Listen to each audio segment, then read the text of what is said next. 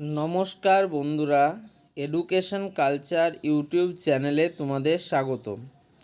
তো দেখো, প্রত্যেকটা ইউনিভার্সিটি, সেটা হতে পারে কোনো অ্যানানামাস ইউনিভার্সিটি বা তোমাদের যেমন ম্যাকাউটের কথা নিয়ে আমি আলোচনা করছি, সেরকম Maulana Abul Kalam Azad university of technology.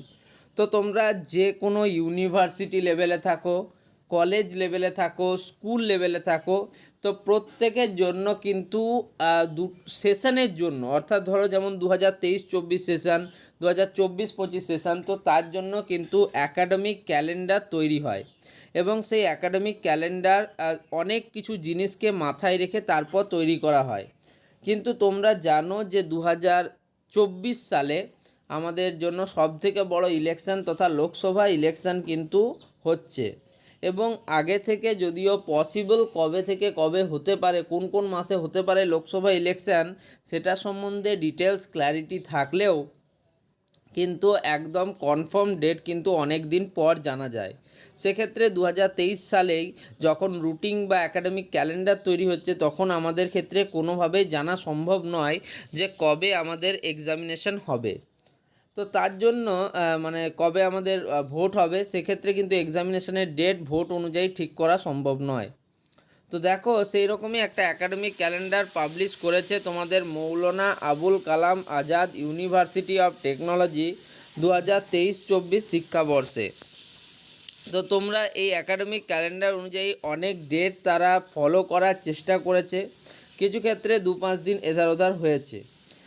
তো এবারেও কিন্তু আশা করছি তেমনটাই তোমাদের হওয়ার কথা। কেন বলছি দেখো, তোমরা বলবে যে দাদা তুমি এটা কি করে বলছো। তো দেখো, আমি এর একদম স্পেসিফিক এবং লজিক্যাল তোমাদের দিকটা বলবো, তারপরে তোমরা বিবেচনা করে দেখবে।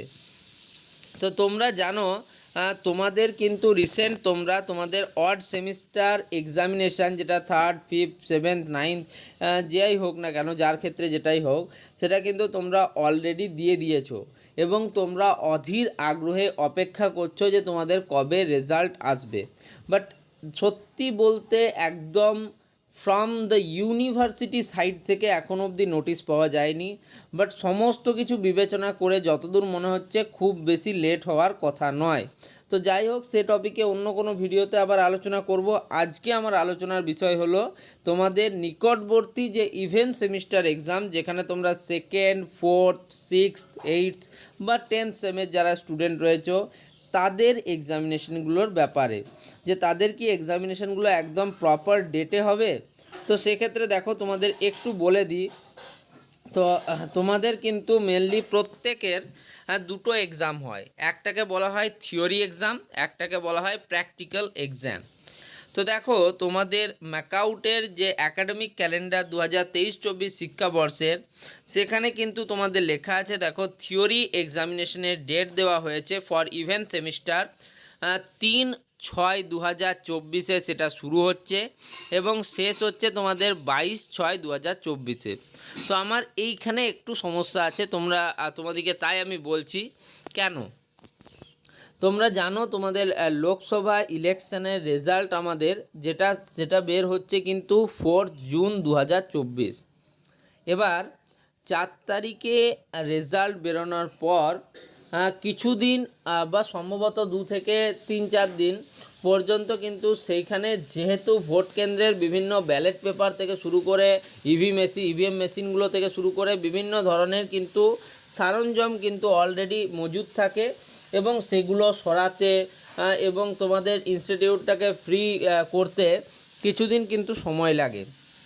সেক্ষেত্রে তোমাদের একটাই কথা বলার, যে 3 তারিখে একদম কিন্তু এক্সামিনেশান শুরু হওয়ার পসিবিলিটি খুব খুব কম। তার থেকে তোমাদের 8 তারিখে এক্সাম হওয়ার বা 10 তারিখে এক্সাম শুরু হওয়ার প্রবাবিলিটি বেশি। যেহেতু অনেক অনেক পেপার থাকে, স্টুডেন্টদের প্রচুর পেপার দিতে হয়, সেক্ষেত্রে কিন্তু তোমাদের পরীক্ষাটারও কিছুদিন টাইম দেওয়া হয়।